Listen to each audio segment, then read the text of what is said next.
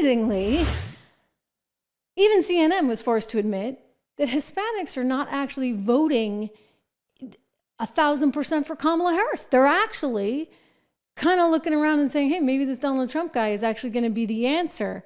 So that was one of the highlights in the Arizona poll coming out of the New York Times. And I want to share with you what CNN even admitted. And then it was funny because this Acosta guy was like, well, if you trust the New York Times poll. So I guess he has his doubts, but nonetheless, let's watch him. One of the things that we should note, and I don't know if we can show this number, I want to put this up on screen. Latino voters have moved away from Harris in Arizona. If you believe this New York Times poll, her lead has shrunk by 11 points in that voting bloc. She was at 60% in August, now 49% now. So there you go. All right. I think it's going to be an uphill battle for Kamala Harris. And I think it's worse than you think. I mean, I go over to the Teamsters poll, for example, and if you want to get a read on the Midwest, I think this is actually an important one to look at. Harris is at 34% versus Trump at nearly 60%.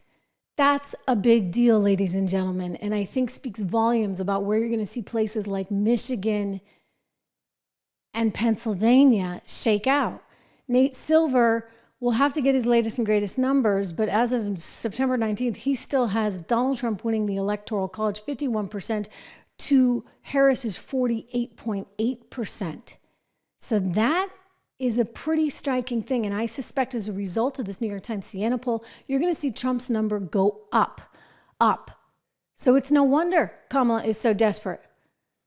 Kamala Harris saying today she wants another debate. She somehow thinks that if she gets on stage with Donald Trump, then she's going to soar again in the polls somehow. But I'm just going to caution that if you look at these numbers, again, brand new from New York Times Siena, she's not exactly soaring after the debate. In fact, if anything, she's losing out there on her post-debate margin. So Kamala Harris is definitely struggling